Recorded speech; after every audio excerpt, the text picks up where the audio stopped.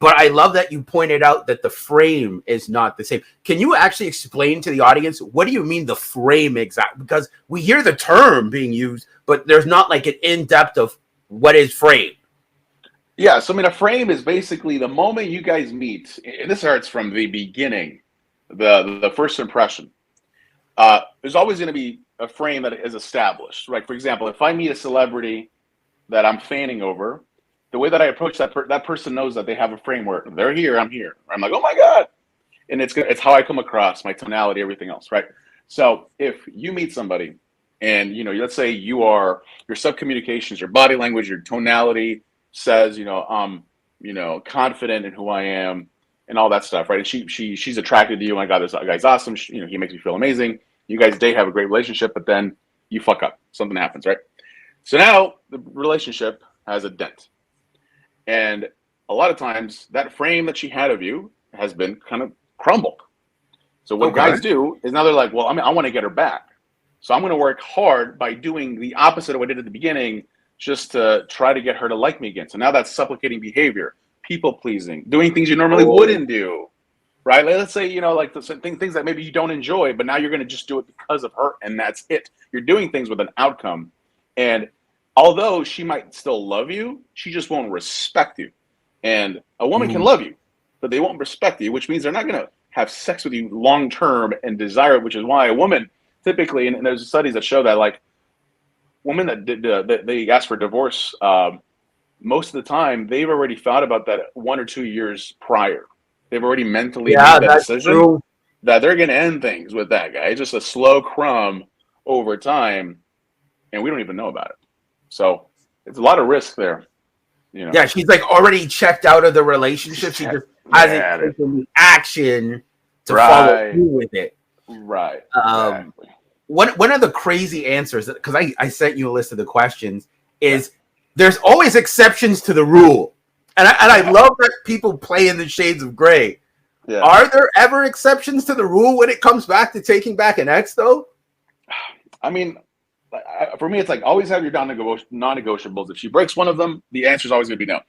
I guess the one exception can be is, let's say you met a woman, but you were just not in the right place. You were just messing up. You were just not. You weren't on your path, and it ended because she needed somebody else that maybe at the time that wasn't it. That you were in a different place. Years later, obviously, you've been working on yourself, personal development over the years, and perhaps you guys maybe randomly reconnect, somewhere, right? Organically, you guys reconnect. And maybe you guys dated a long time ago. You're two different people at this point. But now you might have the emotional maturity. You might be in a different place. And at that point, the thing is, even though you might have dated many, many years ago, I wouldn't treat it like, let's pick up where we left off. So the reason why this becomes risky is because now you have an image of her where, like, oh, I fucked up, 7 years ago.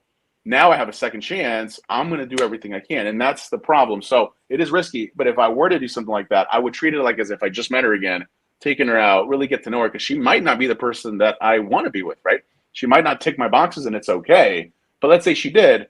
I'm not going to dismiss her just because, oh, well, we dated back in 2008, and I messed up, or I just wasn't in the right place, so I'm just going to dismiss her. At that point, I might be able to be open about dating her. But again, it's a very fine line, because a lot of guys, it's difficult, because if they messed up and let's say they were like heartbroken over her, and they meet her again years later, then all those emotions start flowing back in. And again, the power dynamic has now shifted. Now you're like, now you're here, she's here.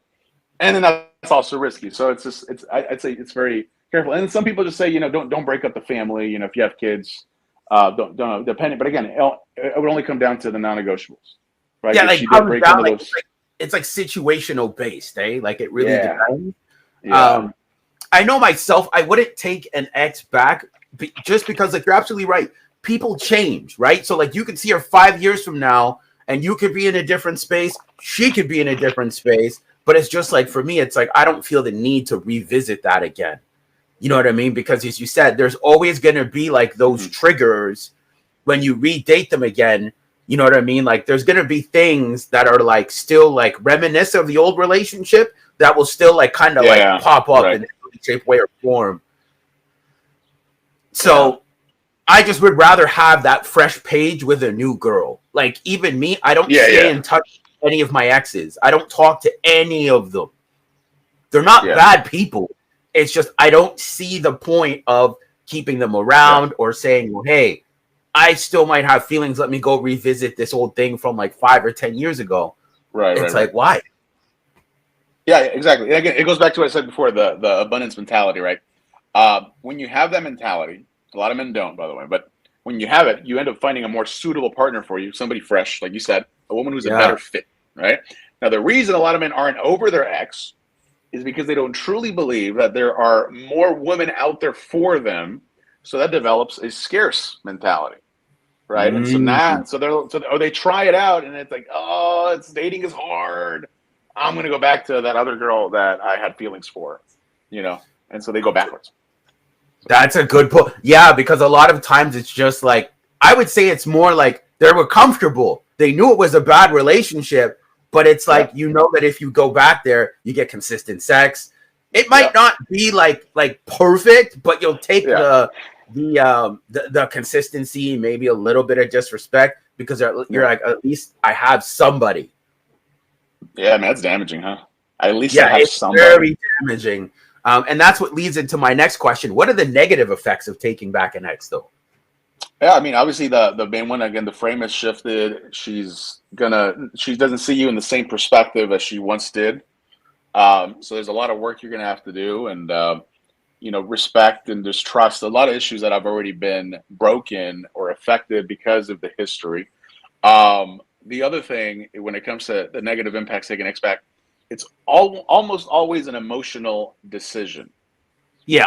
And a lot of times it could be even infatuation, right? So as human beings, right, especially these kind of situations, we will focus on the I call them the Disneyland moments. Right? That is true. And we try to suppress the dumpster fire moments. And then we rationalize why we should get back together. So you create a false image of your ex, and you miss the idea of your ex. So it's like your ex is A, and there's another woman, B. This is the one you want to get back together with, B, which is the image you created, the highlight reels. Yeah. Forget and suppress all the negative shit of why. And it's only inevitable that if you were to get back with an ex, those things are going to start to show up again. It could take a month, it could take 5 days, it could take a year. Do you want to go through that?